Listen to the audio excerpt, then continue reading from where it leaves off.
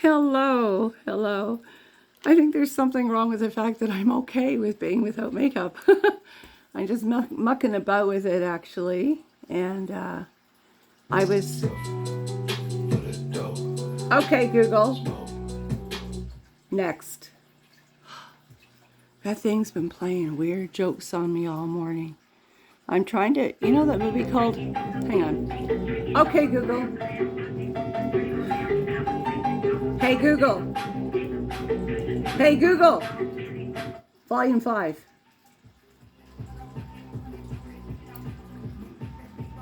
Getting in front of it going.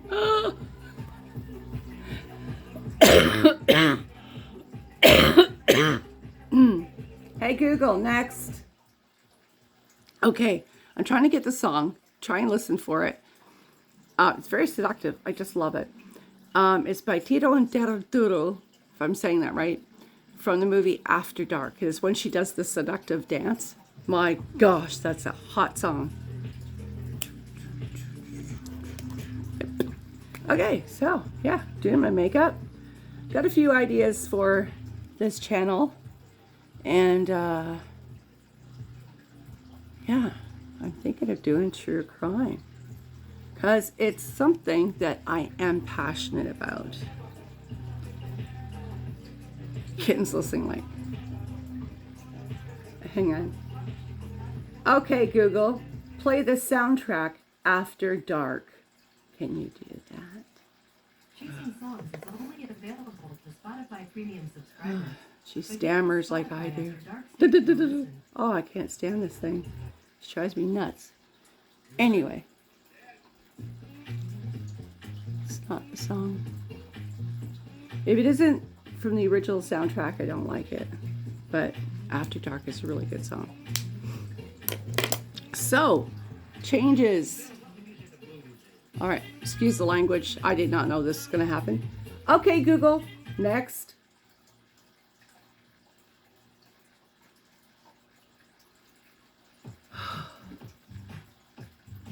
Okay, Google, just be quiet. Oh, there, you know. So, changes that will be coming to the channel. I did say true crime. I am thinking of doing, it's not going to be, you know, obviously exclusive.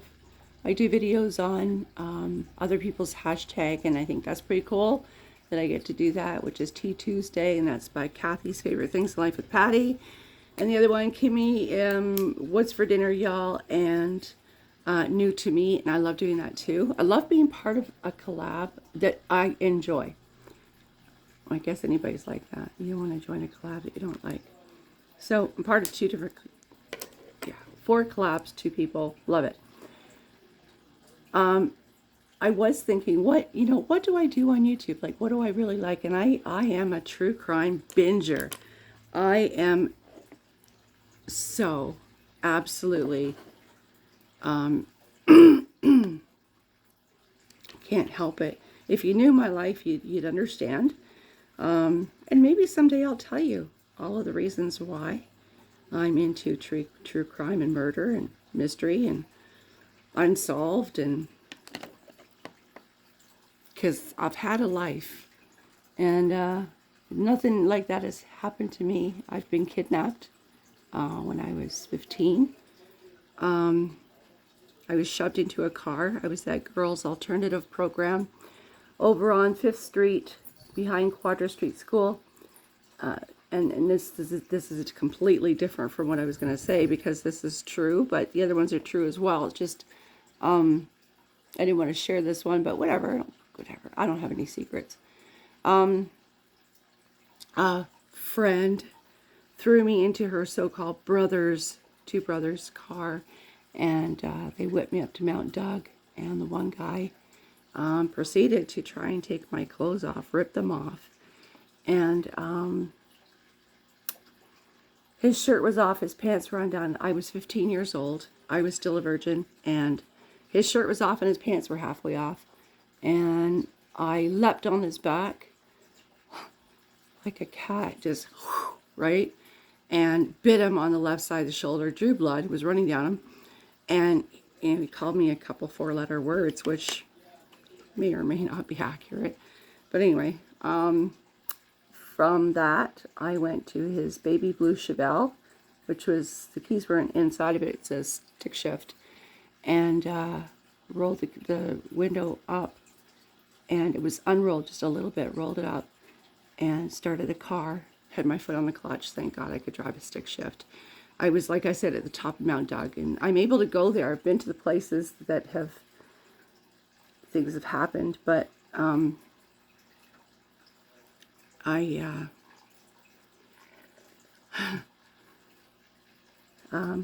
was yelling and he was yelling and get out of my car, crazy, B and all this stuff. And it was pretty frightening.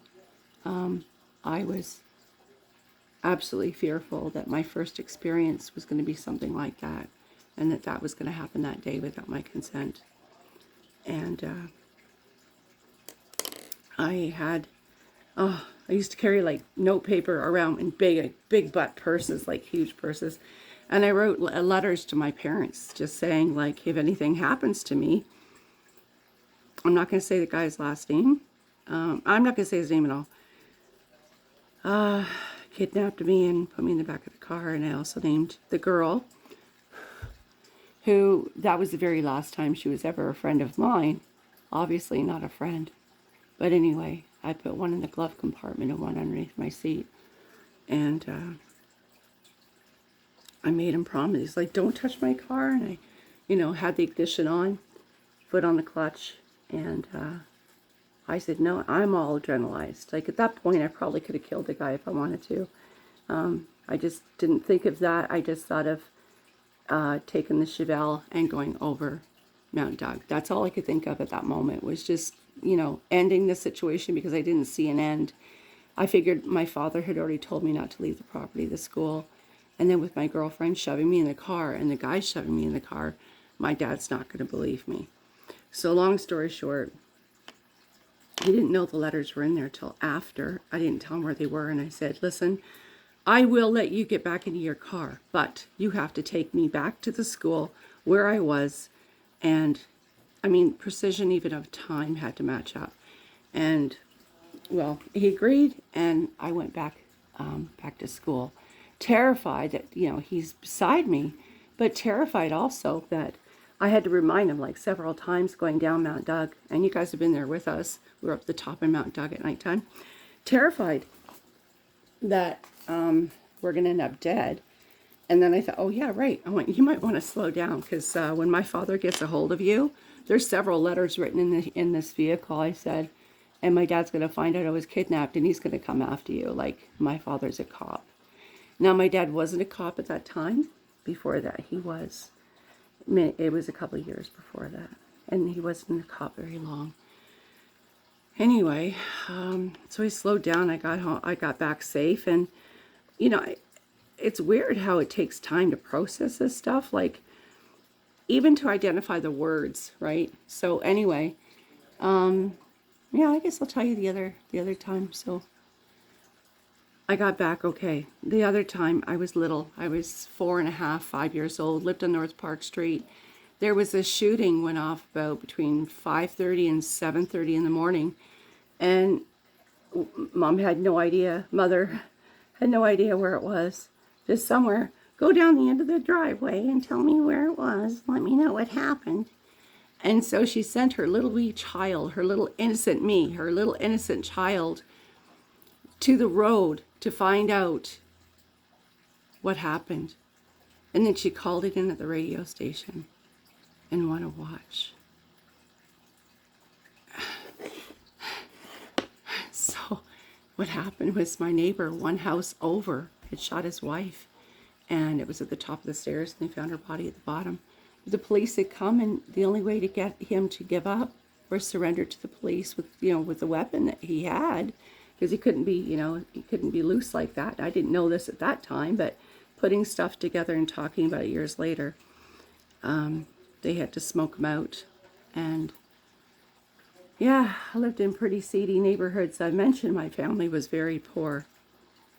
They were. They're very, very poor. And the other thing that happened in my life that brought me, I think, toward researching serial killers and having these interests and catching myself, I was always trying to find someone with the name Rhodes. I'm not going to tell you the two other names because it's not necessary. Business. But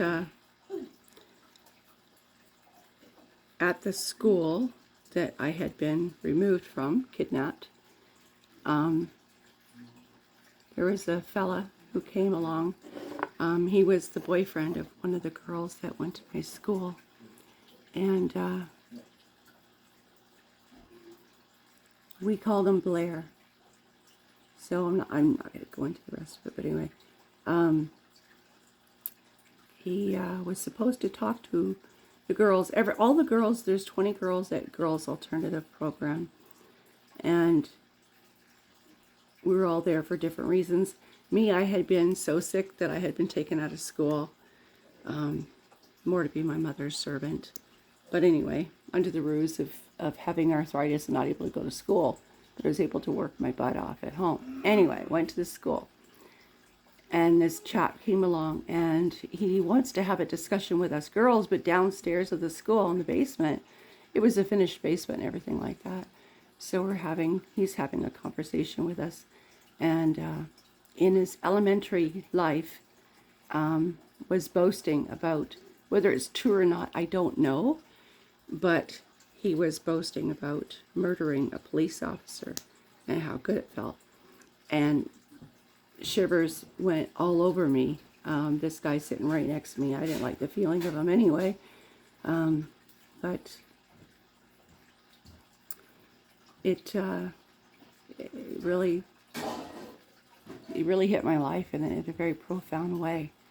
My father went to work. I was going to say go to school.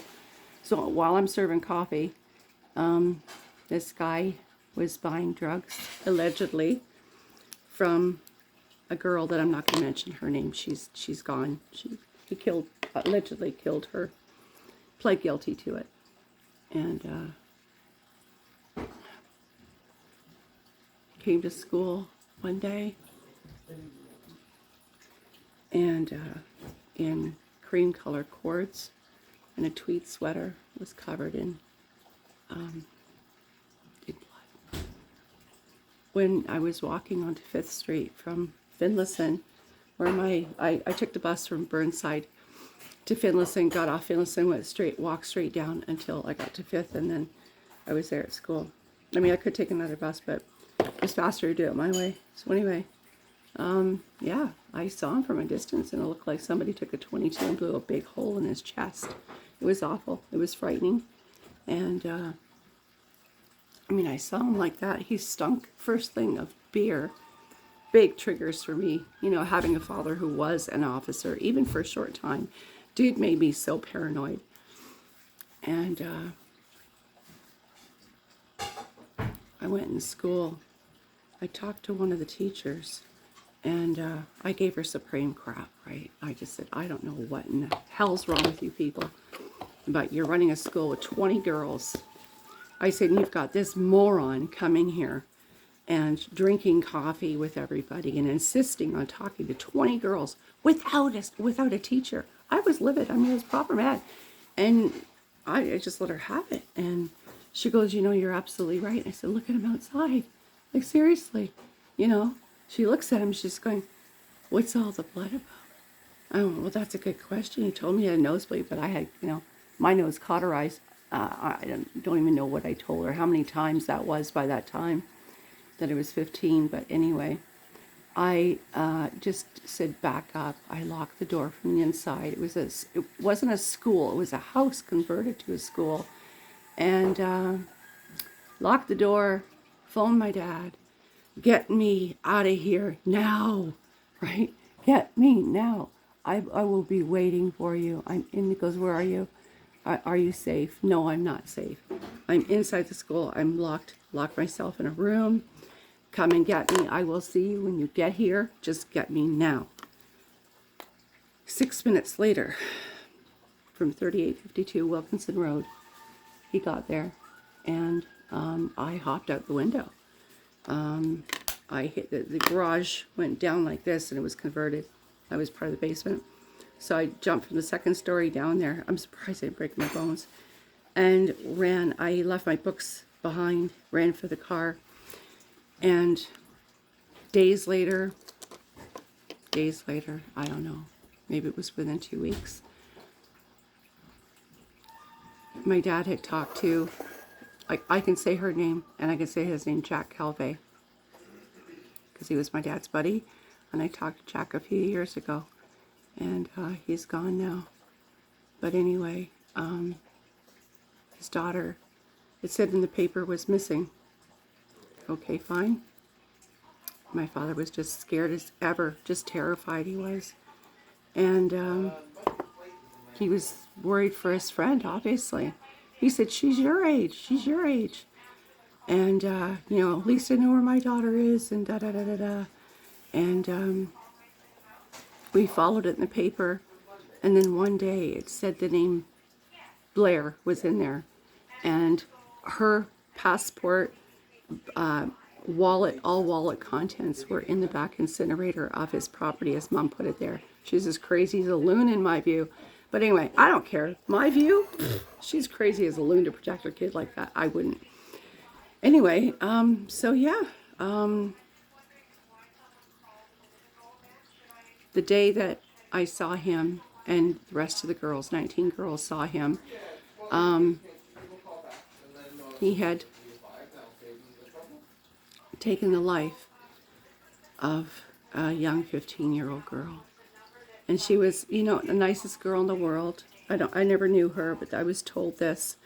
And she was saving money. She was selling weed, which, if you know BC, oh my gosh. Sorry for the noise in the background. Anyway, I'm having a hard time finishing what I'm saying. Anyway, he got a double life sentence. He's out. I thought he would never get out of jail. I was 15 or 16 years old when he was sentenced. Went to a place called Ocala, and in Vancouver.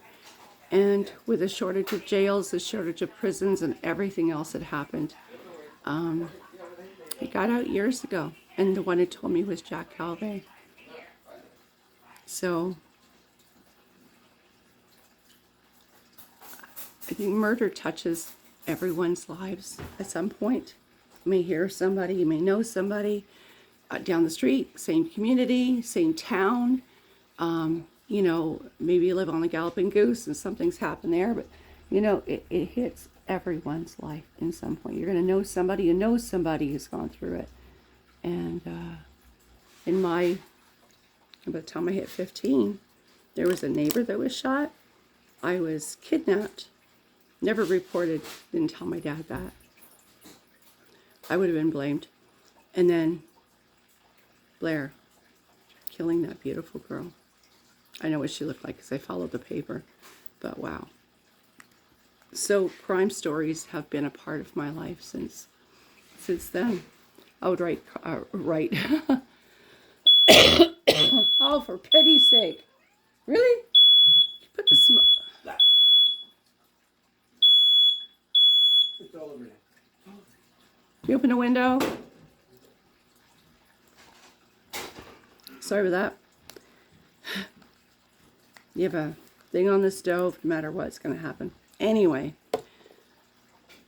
so I'm going to be doing crime videos, not for the purpose of exploitation, but I spend a vast amount of time, for whatever reason. I wanted to be a cop, didn't do it. And I think I've already mentioned why. I'm not going to go into all that, and I'm not a cop now. I'm a person who's interested. I have a couple of books that I started. A cookbook is one, But that's not just who I am. That is just a little bit. I have a crime story that I started back. We're at the apartments, so it would be, and Antonio would have been about 17 years ago. Started a book, and it's one's called The Joker. The other one was never named, but you know, my children have Italian names, so Giuseppe, Giovanni, and Antonio, and it has all of them in it. You write about what you know. Well, I research a lot, so it doesn't mean I know anything. It just means I have ideas and a very vivid imagination as well. On top of it, I am one of the most paranoid people you will ever come across. I have said if anybody came into this house, they wouldn't walk out. That is the truest thing in the whole world. Like, seriously, it doesn't matter what level they came on. Ain't walking out. Gotta be safe. Gotta be careful. Don't want to take my bag. Anyway, all right, I'm going to go because I'm finished my makeup and now I'm just rambling on. Thank you for listening. Take care. God bless. Be safe. And you can't buy brass knuckles, but you can buy something that look like brass knuckles that's completely legal, and it's for the purpose of defending yourself against cougar attack or bear attack. So you might want to look into that. And bear spray is for bear spray. You can buy that. Put it on the side of your purse. Just make sure that you're protected. You can never be too safe. And so then you wonder, I'm paranoid as hell. And I live with a Scotsman. Oh man, blew that up. Anyway, see y'all later. Break the law. What? Break the law and carry weapons. Uh-huh. And be alive. You're listening to everything I said, you wiener. You're bad. To be alive. Yes. What he said. I love the fact that Paul's totally ammoed up with everything and just, it's like, when I got to know him in the very beginning, I was like, in the very beginning, his mom had the Scottish crest with the dagger, and I thought that was bad. I was like, you know, these guys could kick my ass. But, you know, when my ex was stalking us and changing vehicles after I'd left him, no, I left him years before that, but he, you know, was just acting silly. Yeah, Paul had knives everywhere. He's going, hey, just in case, you know, there's weapons in here for you. And I went, ooh, what? Weapons? I've got babies. He goes, no. No, you can't see them. They're behind stuff. I'm not going to tell you where they were. Because then you'll know the way we think. Now it's me. Oh, one over here, one here, one here, you know, baseball bats and stuff. All kinds of things. Anyway, you can never be too safe or too protected. So if you like the idea of the fact that, or you're looking forward to the fact that there's going to be those sorts of videos, they are going to take a long time. I research a lot, and I'm not going to put something out there that I feel like is misrepresenting the victim. I don't want to victimize anyone. That's not what this is about, but it's definitely something that I'm into, and I plan on kicking back a little bit. I've got over 800 videos here for everybody to look at. Excuse me. There's plenty to look at. But I want to take it in a different direction. I still will be doing Tea Tuesdays. I still will be doing what's, you know, new to me and things like that, and things on decor. And I'm implementing this, and this is my baby. This is kind of like my thing. And I do, you know, reborn dolls and dressing them and things like that. That's fun for me. A lot of fun, actually. I had a blast. Got more clothes. Order more clothes. Anyway, and, you know, got a walkie thing, treadmill. So I'm going to be doing lots of exercising. But I want to implement my passion. And there is a passion for seeing someone who's already done the horrible, incomprehensible deed getting caught. To me, there's victory in that. Not for the person that went through what they went through, but yeah, I want to see. I want to just want to share that part. That's it. Okay, I'm out. Bye.